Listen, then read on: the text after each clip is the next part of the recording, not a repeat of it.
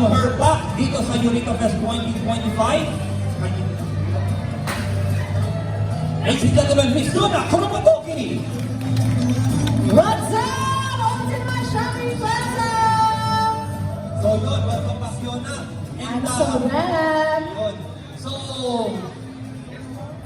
for the next 35 minutes ay hindi lang knowledge, trivia, and also awareness ang ating gagawin. Later on, meron kang konting sorpresa para sa ating mga listeners. Okay, so doon na, upon incoming to pag-inquire mo sa akin, leading to this day, we have a very important topic. It's so important. It can affect the lives of every human being all over the world, or should I say, it will affect mankind forever. Absolutely. Okay, so siguro aware silang lahat. Yes, I'm pretty sure. Aware sila. Okay, aware sila, especially those who are listening, about the two words, the two words na umiiral na unti-unti umiiral ngayon sa ating society all around the world. What is your impression? First impression when you hear the word artificial intelligence? At first kasi, bata pa ako yun. Ever since I was a kid, I think makakatulong siya for that guy and stuff. But, as I grew up, narinig ko, oh my God, parang something is so wrong. Kung gagamit lang mali, that's a different story. At ibang usapan na yan. Okay, so upon the ascending of AI of all of us, we thought, naisip ko, siguro pang social yan o pang mayaman lang yan ang pwedeng makinabangan. But as time goes by, nakita ko na virtually everyone can use artificial intelligence.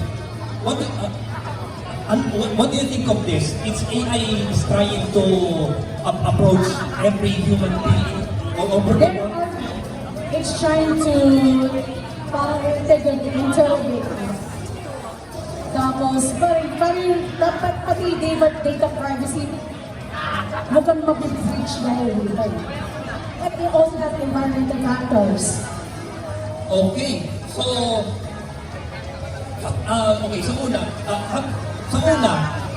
you've been a bit impressive about AI.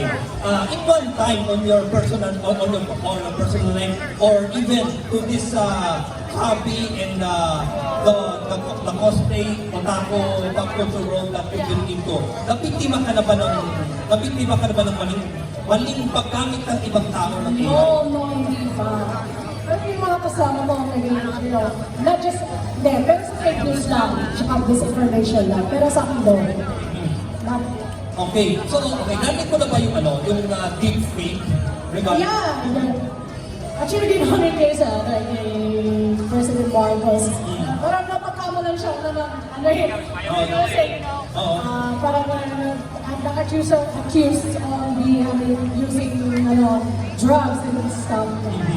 Yun. Okay. So, pati yung presidente na damay din. it's unfortunate for our of His Excellency to fail of that kind of AI trap. Okay. So anyway, when it comes to anime, producing Japanese anime, or even Chinese or Korean pop, and maybe sa otaku world in cosplay world, do you think we've been invaded also by AI, and why? So I have may reference lang. Kung may Wikipedia po, ito yung sinataman natin ang AI effect. So ano yung AI? It refers to a phenomenon of either the definition of AI or the concept of intelligence as the descriptive abilities that AI systems have been mastered. So madaling salita na yun yung manifest yung yung mga test natin as AI, and then yung ating performances, yung gano'n. Gano'n na yung freezing. Ito yung sinasabi natin na AI phenomena. Okay. Then, then this past months, biglang nauso yung pagkakaroon ng animated self or animated profile picture. Take for example for me, nadala ako ng trending na yun. So, I try to make a animated image of myself para maging profile picture. For you, Yona, what are your impression about seeing that trend? Ay, it's a cover, infringement, not just only infringement, pero it's a source of,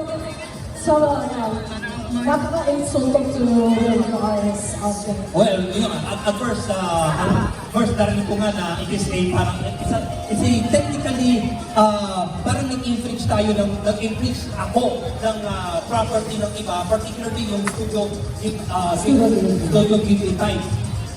No, ipan mo yung camera. Hello. Alright, pag-adjust na lang, thank you so much. Okay, so, Pasukin na lang, thank you. okay, so, Alright. So, Tayo pa mag-a-adjust. ayun, tayo. Hello. So, Tayo pa mag-a-adjust. So yun nga, yung Studio Ghibli yung seemingly victim ng ganitong mga... Pero really, as we all know that Hayao Miyazaki said he was so disappointed that it really brings up to the point na, oh my God. Hindi ko din. And fact, he is the Murong Exercise Award for, I think last year pa to, or this year, no?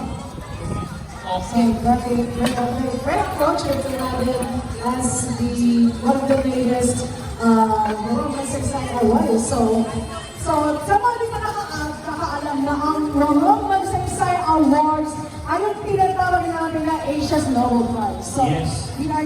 So this award is dedicated to individuals na contribute of course, ng mankind and society. Ayun. Okay, so... Maraming mga authorities, including mga pinasana sa pag-aaral ng science and technology, ang naglatag sa atin ng mga paalala on how to use AI properly, how to detect AI to avoid fake news or defamation or something. Pero ang pinakatumatak sa akin pagdating sa paggamit ng AI, it's okay for everyone to use artificial intelligence for personal use. Hindi siya pwedeng gamitin in any way para kumita ka ng pera. So, do you agree on that? I agree po. And even Pope Leo XIV says na pinaka-challenge lang buong sangkatawang yung AI. And that's the reason, I think it's one of the reasons why that Cardinal Robert Fried was chosen the name Leo. Kasi almost very coincident po kasi yung pangalan Leo is also the one, no? Si Pope Leo XIII na gumawa ng encyclopedia na Rerum Novarum, which refers to yung labor rights, tapos kung napakakaroon ng labor union. So, din, naka-affect na sa ating mga work. Ayun. So, okay. Balik tayo sa balik tayo doon sa anime industry. Okay, if you may, ay hanapin ko yung isang current event. Okay. So, are you aware of the one dun sa isang pertaining na the first anime made by 95% AI, Oh my God. which is titled Twins Hinahima. I have to admit, hindi ko pa siya napapanood. And if ever you heard about Twins Hinahima, what's your thoughts and impression about this? You know, as I said, it's very insulting to the artists.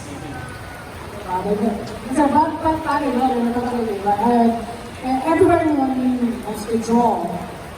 You exist, digital artists exist, traditional artists exist. So, bakit ang pagkakaroon pa rin ito, di ba?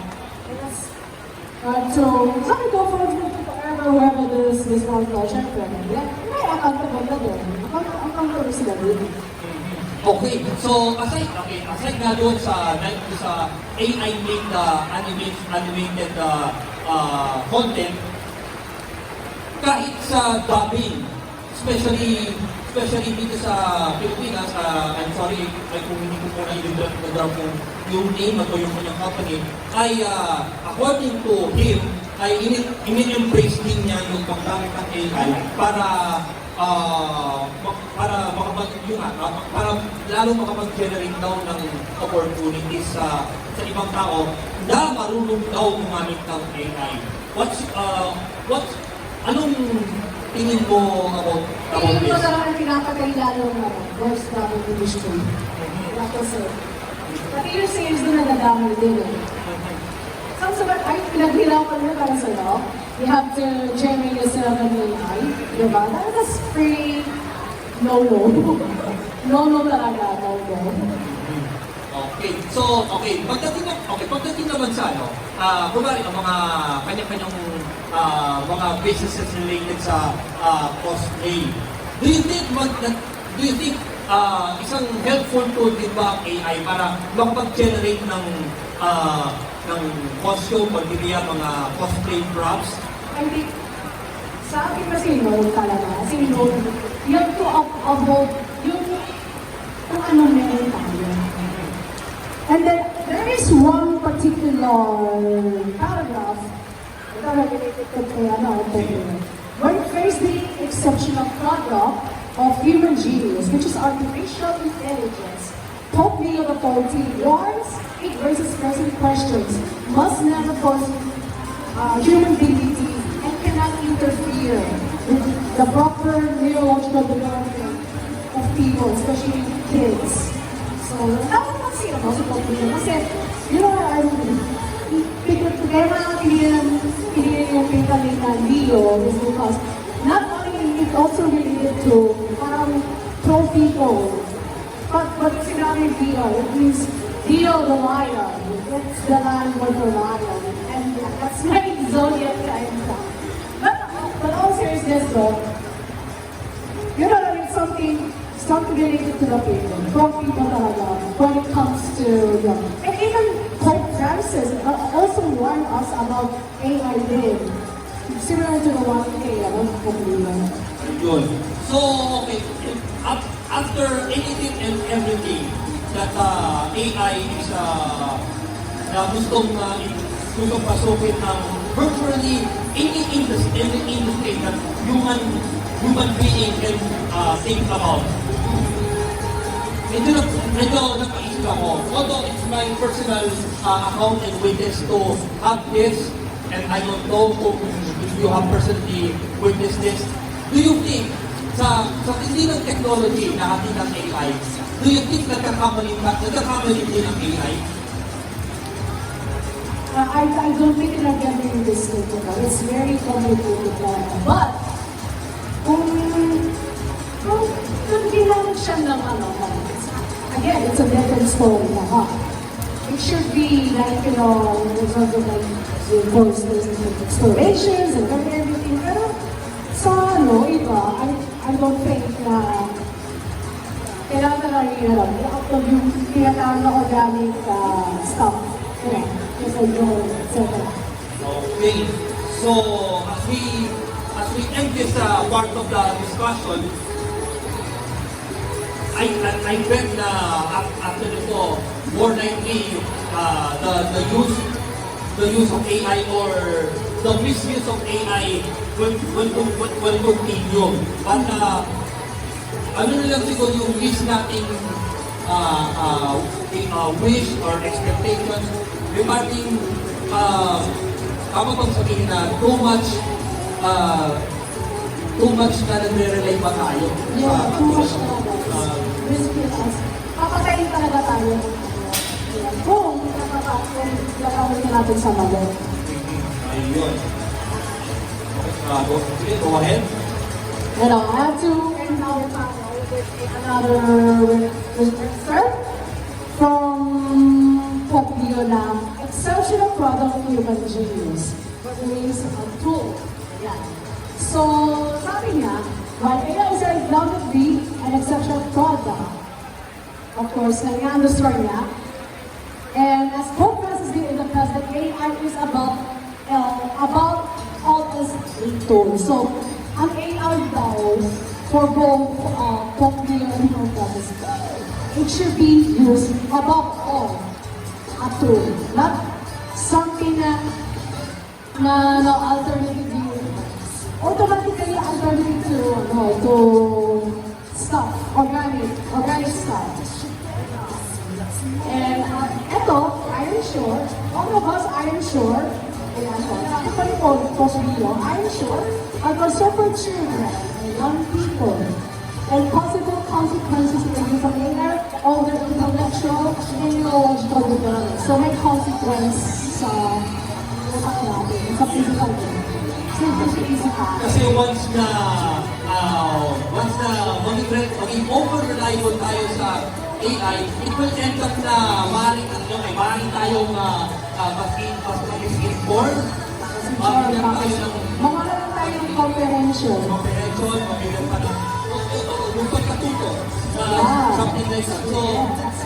So siguro, kung may papayo natin sa ating mga listeners here, everyone dito sa ating video, to use artificial intelligence very responsibly. Kaya, especially sa mga people, groups, organization na talagang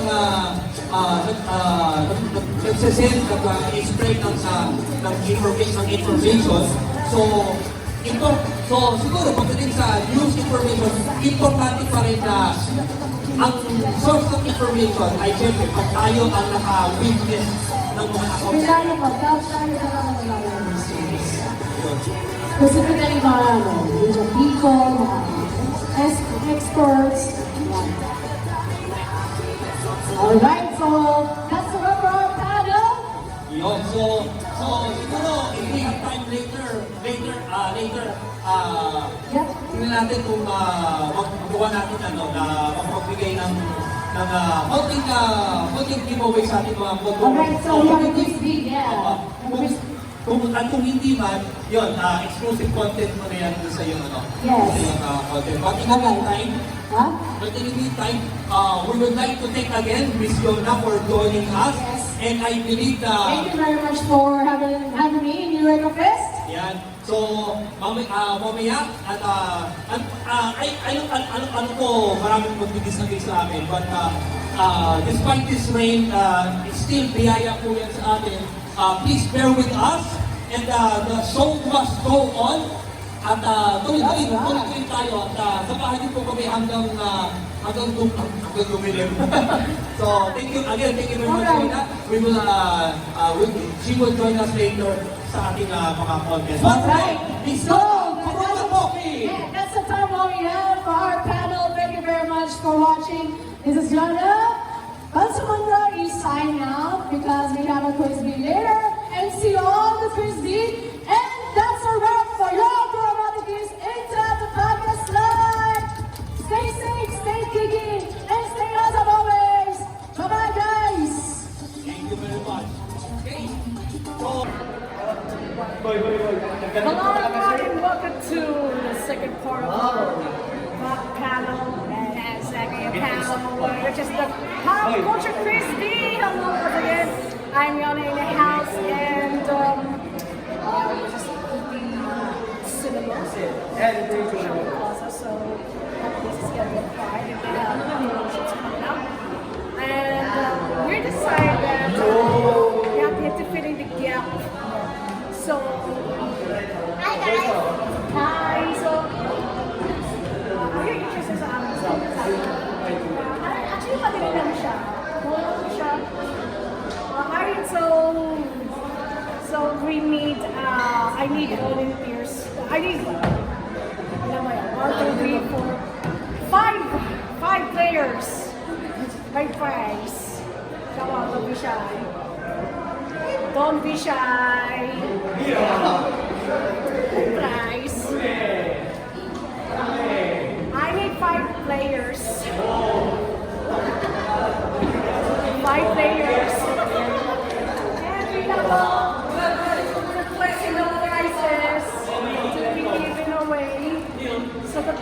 one, guys. I need 5 people. Sorry ka, dali. Come here. Come along. Come along, guys. Magbaya.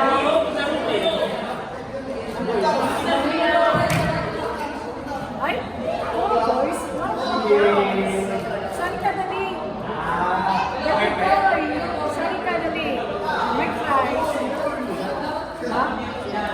Bakit yan? Ikaw. Come here. We have 1. I need 4.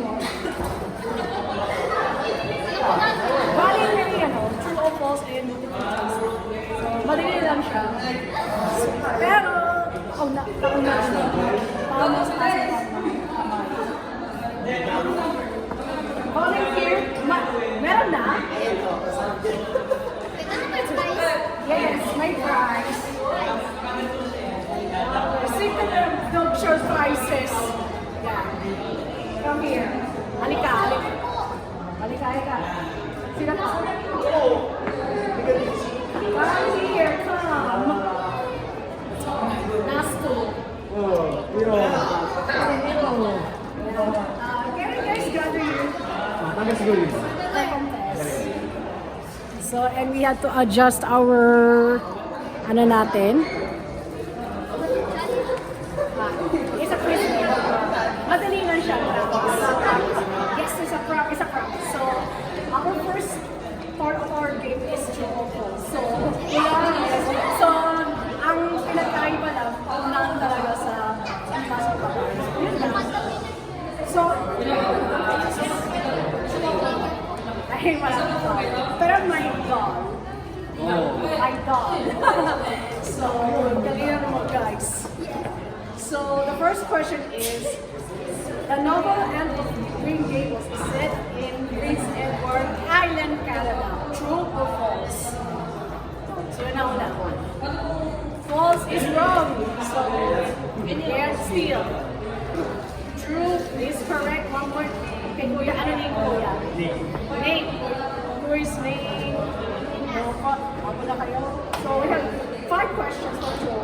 So, the second question is, the song Strong Lies by the jazz singer, songwriter, Robert Sebastian, references about cancer in the lyrics. True or false?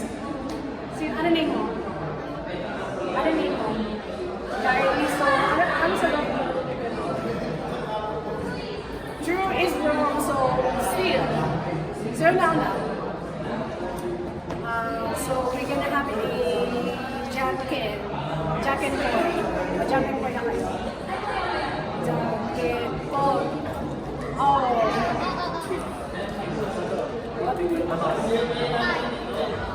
Rock. So ano sa loob mo? True is wrong, but still. False is right. But still now, consider it's wrong. Mali ka. So we still. Tatlo. Zero now that. Ano sa tatlo? False is correct, so it references about Alice in Wonderland.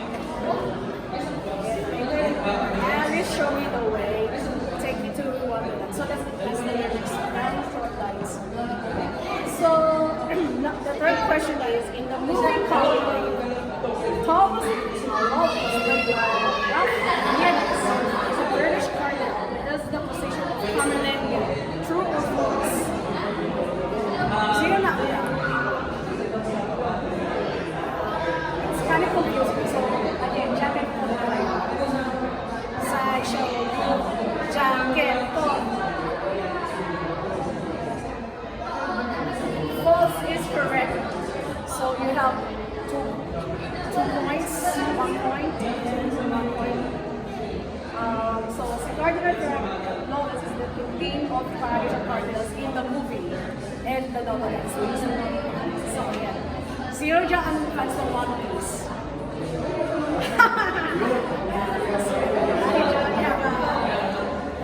Here's a special question for you. In the anime One Piece, the summit of Marineford is the Atlantis part instigated by Russian Beach. It took place in the Marineford from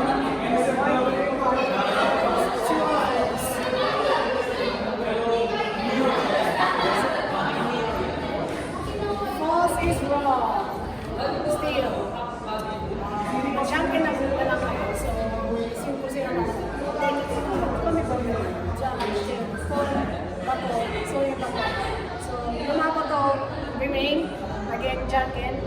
Janken Pon. Last two. Janken Pon. Anong sagot? True is correct. You have 2 points. Yeah. So, oh my God, you have to really go only 5 eh. Yes. So, last but definitely not least sa ating tutorials. In the Bandri Enemy series, we can... Yes, Papa. In the Bandri Enemy series, we can... Hatsune Matsu Misami first became a member of the idol group Sumi before becoming the vocalist of Abibuchi. True or false? Okay, so... Janken ulit. Janken po. Janken po. Also, bato. Dalawa kayo. Ayun dalawa. So, hug yung papel. Janken po. Janken po. Okay, stop. Janken po. Janken po. Bato. Okay. Ano sagot mo?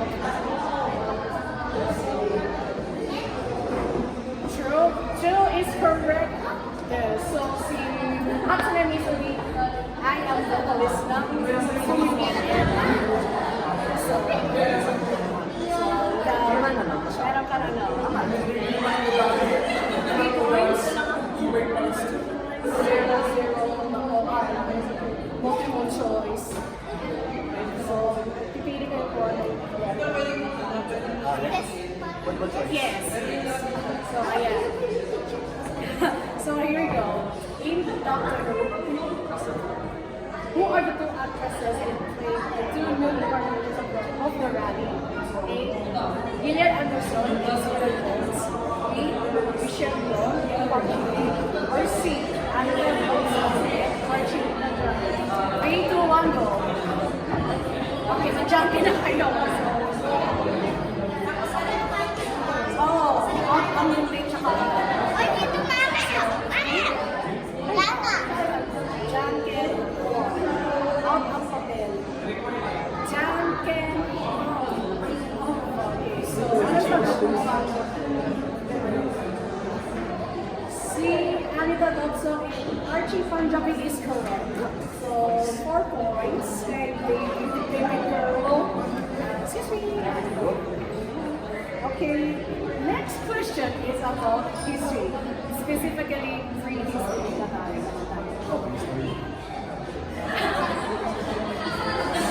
Okay, don't worry. In prehistory, the Iceberg Sea was born in what modern-day municipality or Florida, Italy? A. Bolzano, B. Feltons, or C. Wales? Okay, sino na una? Anong ba yung sagot ko?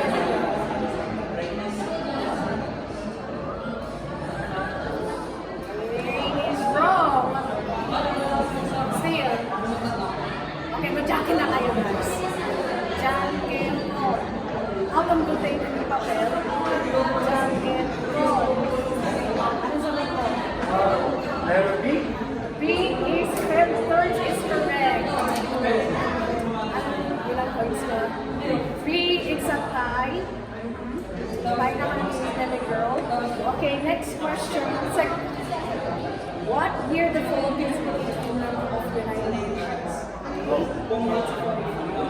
B, 1946, or letter C, 1947. Okay, sino na una? Okay, dahil natin another jacket. Janken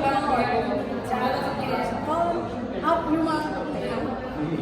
Janken Pon. Okay, up. Hindi. Up yung papel. So, ano si Dr. Bebe Girl? B is wrong, so still. Ikaw. C is wrong. Letter B? Hey. Sino na sagot? Janken na kayo. Janken kayo.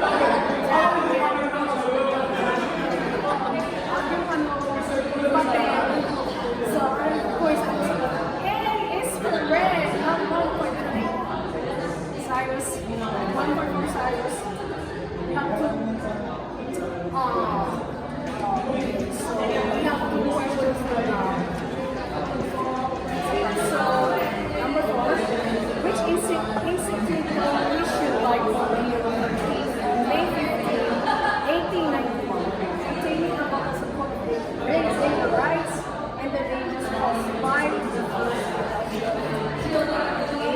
Initial Leonina. 8. Artini Pataris. You see, regrown Nova. Diyan ka na kayo guys. Diyan Kenton. Api Papel. Kenton. Api Gunte. Diyan Kenton. Api Papel. Ano sagot ko? Which on May 15th, pertaining rights and the dangers of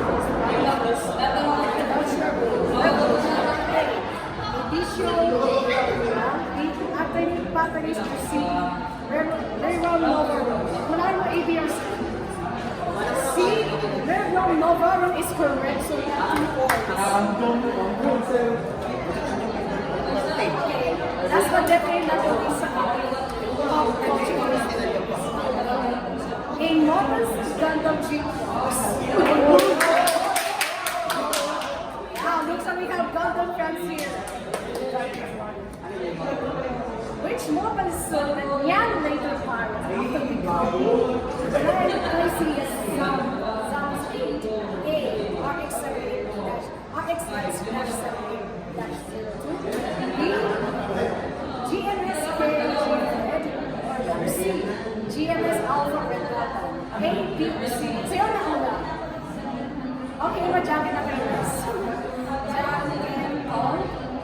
Out ka. Jacket on. Out ka rin. Jacket on. Out. Jacket on. Jacket on. Guys, on.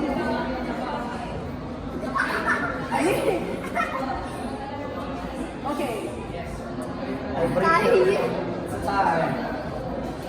Okay, so dahil dyan we have to sino ba unang test na naman. So 3, 2, 1, go. Okay, baby girl. Baby girl, ano sa katong baby girl? A, B, or C?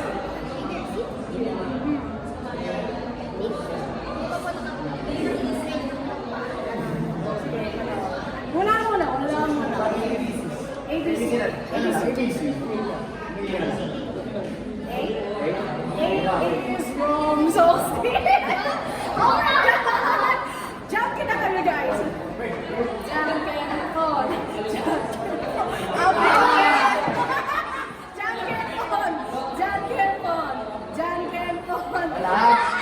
Okay, so, mapaw na ng tayo.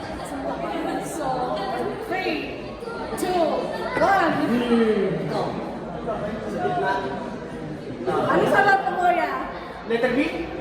B, GMS KG Fred is correct. Ano you have, 4 points. 4 points, then it's a tie. So, I'm sorry guys, we have to go out. Pero don't worry, you guys have advice. So, we have a tie-breaking question. So, we have a tie-breaking question. A tie-breaking question. Oh my gosh. So, I'm just gonna finish. Medyo maliliit lang siya. So, what region belongs? What region is Laguna belonging to? A, region 3, B, region 5, or letter C, region 4E. Sige na ako.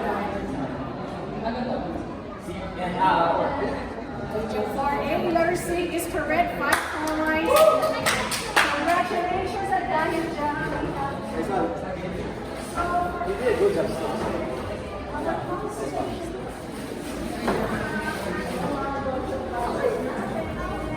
What? Yes. Oh, I take the power. Okay, so on 0 points goes to.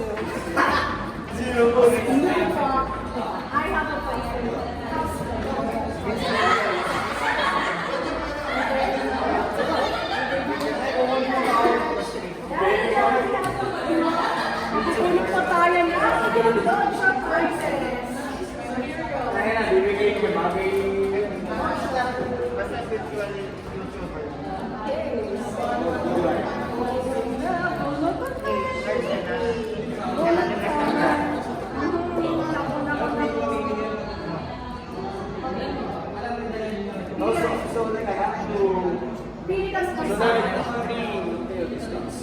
or 2?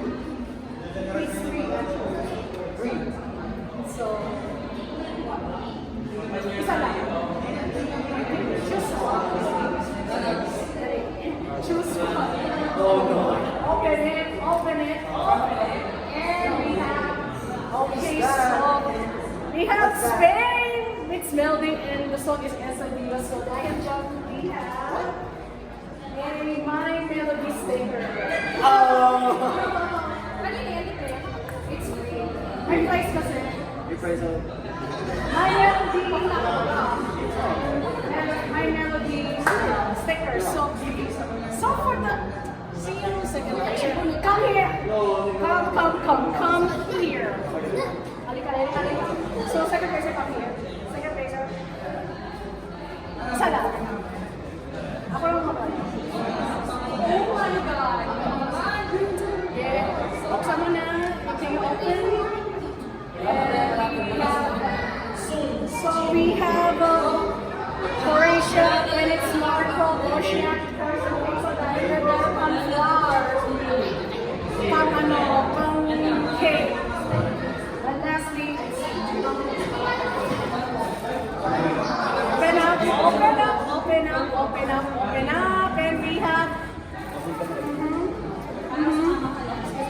Luxembourg, representing and the song, the open lesson at the end.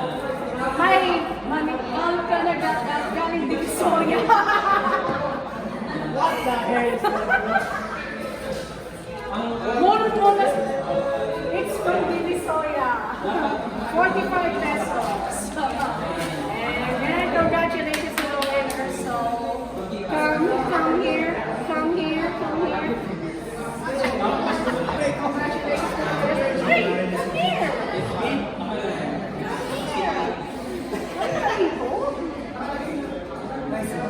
Come here. Why you have man?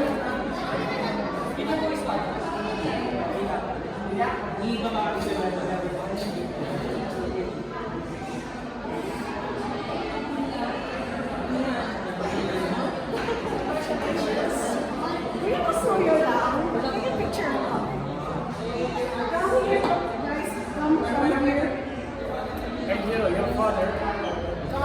Your father. Ayaw na jump pa. Na-jump pa. Congress. Uy, number 1. Here.